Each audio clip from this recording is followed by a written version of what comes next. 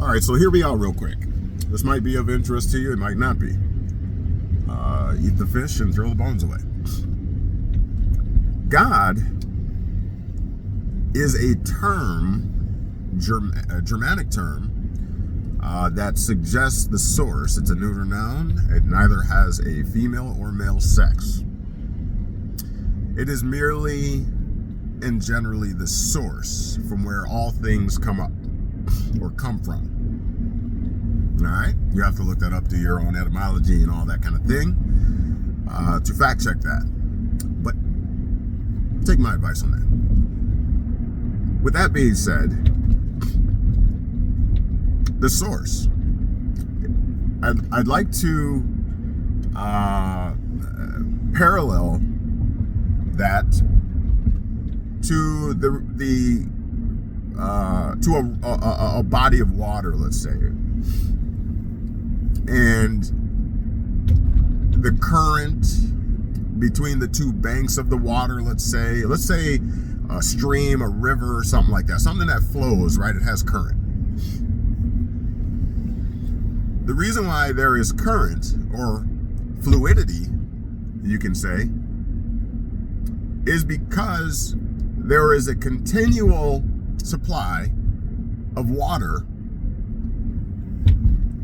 that comes from a source. You know, a moving body of water. It's flowing because there's more water being introduced to the stream, river, rapids, whatever. That source I'd like to focus on for a moment. Because naturally, we know, I'll say for the most part, where that water that is supplied in that current comes from. We know where it comes from. It comes from the natural processes of evaporation, right? Which inevitably leads to precipitation, which is the water dropping from the sky, aka rain. And that pools somewhere in some river, some pond or whatever, you know. And then the water must go somewhere, so it works its way through streams and down hills and things like that.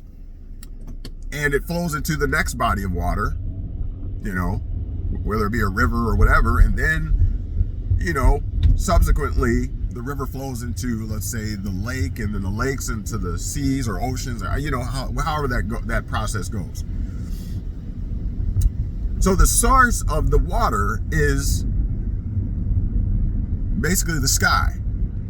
So we say where God is, right, resides, is in the sky, because that is source of the water. And so we establish the source, the sky. That's where the rain comes from, the precipitation derives from. And so now imagine a boat on the river or the rapid or whatever you want to call it, you know, between two banks, right? And there's water flowing. The boat is merely a vessel. Of its own accord, it would just be tossed about. If you just had a boat just sitting in this rapid water or this flowing water, this current, it would aimlessly be tossed about. It would crash against rocks. It'd be turned and twisted and all these things, right? However, now if you put a man or woman in the boat, and more significantly, if you give the man or the woman a paddle known as an oar, now that boat will be manipulated under the control of the man or woman in the boat. So it's no longer just a vessel. Now the vessel has a captain, as it were. Someone to provide direction, to steer that boat in a general direction or an intended direction. So I liken the boat to our vessels, our bodies. And I liken the man or woman in the vessel, in the boat, I liken the person to the soul, the mind, the spirit, okay, that inhabits the body or the vessel. So let me make that clear in case I'm not. The boat is your body, and the man or woman that provides direction for the body or the boat or the vessel, right, is likened to the spirit or the mind of the man or the mind of the body. Okay? Now the boat, the man or woman, right, are on top of or in the stream, riding along on the current. And the man or woman is providing direction with the oar, with the paddle. And at times, the man or woman may choose to steer to the right or to the left in order to avoid a rock or to even bank at the shore or park the boat, if you will, at the shore to get out. And the way that the man or woman is able to direct that vessel is at times it becomes necessary to use that oar to work against or with the current. Now, before I go too far ahead, think of the current as the present, as in the current time. Think of the current as this present living or life. So the vessel, the body, containing the mind, the spirit, the soul,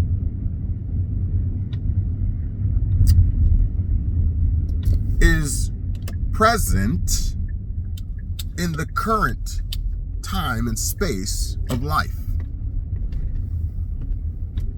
And again, the man or woman uses the oar to direct the vessel. So the mind uses its tools to direct the body through the current life. Are you following me? Are you picking up what I'm putting down? And so with that being said,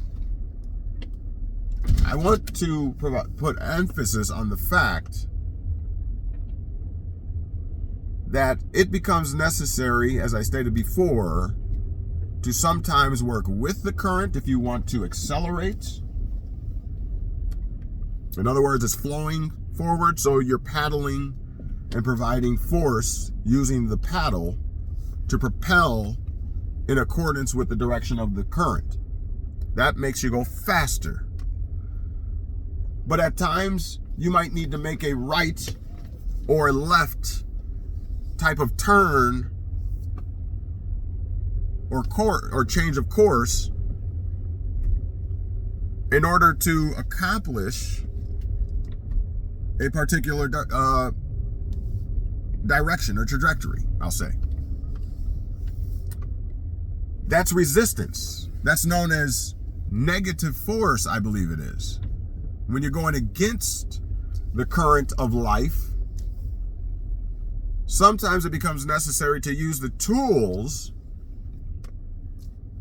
of the mind or what have you to provide negative force against the current so that you can accomplish a specific goal. if you are privy to my series on what I call the bounce back principle, you can check that out in our YouTube channel, the Knowledge Well Media YouTube channel. You're aware of the teaching, the doctrine or what have you that I shared, that both negative and positive experiences are necessary as we go through current life. But there's a couple ways you can look at that, right? Those negative experiences, right, can be cause to change direction. Not necessarily a bad thing. Again, using the oar as a type of rudder to change the direction or steer that boat. But you're going against, oftentimes, the water flow in order to do that. Think of a bird that flies, right? When they're not flapping their wings, what are they doing? They're using the resistance, the wind, the air that's going against them to provide lift. All they have to do then is simply, I think it's called camber or something like that, their wings, right, to provide lift on the natural current that's there. They're just borrowing or using that to their advantage. That is the type of resistance. They're burning energy, right? It's negative against them, but it accomplishes the goal that it provides them with what they need in order to give them flight. So negative forces and experiences become necessary too. And so the source, again, God, as it were, nature, has provided precipitation, right? That's where this current is coming from. The current life is coming from. God is the source of current life. For it said that when you pass on from this life, to be absent from your body, the vessel, is to be present with God, the source. It returns back to the ether, the air, whatever. Right? No longer entrapped or encased in the vessel. And so the source provides the current life, the current flow through precipitation, right? The concentration of a body of water is replenished through God, the source, that's providing more precipitation, more water.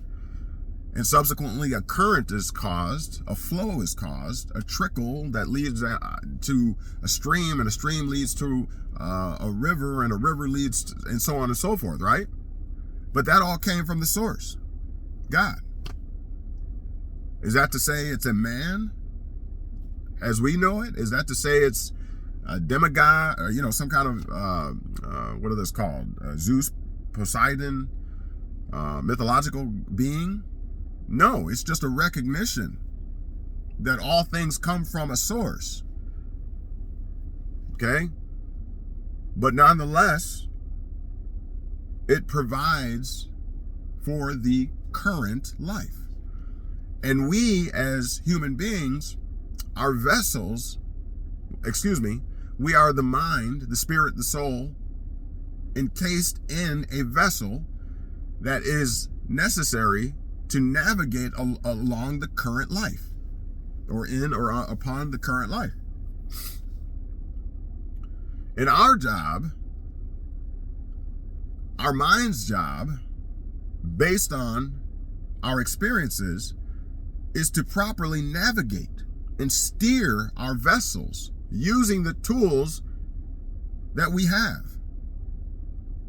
Like the oar is one tool for someone in a boat. There might be other tools. There might be a sail for a boat. There might be different tools that you have.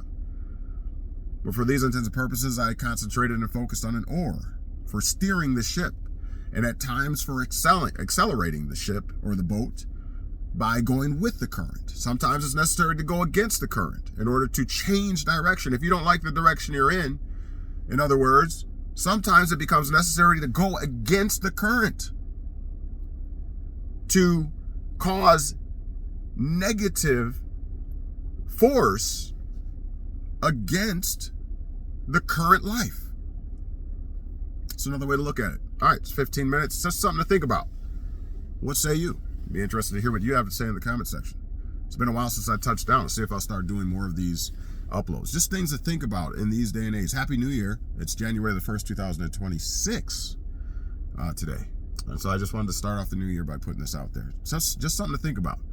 You know, when you're going through negative situations, quite possibly, this is an opportunity to change direction. How else are you going to do it? If you're in a unfortunate circumstance or a negative, or you find yourself in a negative situation, quite likely you don't want to accelerate in it, meaning go with the flow. Maybe you want to change direction by going and providing negative force in that situation, which will provide you a right or a left trajectory, or a little bit of steering to a desired end. All right, with that being said, thanks for tuning in. And now you've been made free. The question is, what are you going to do with it? We'll talk to you soon.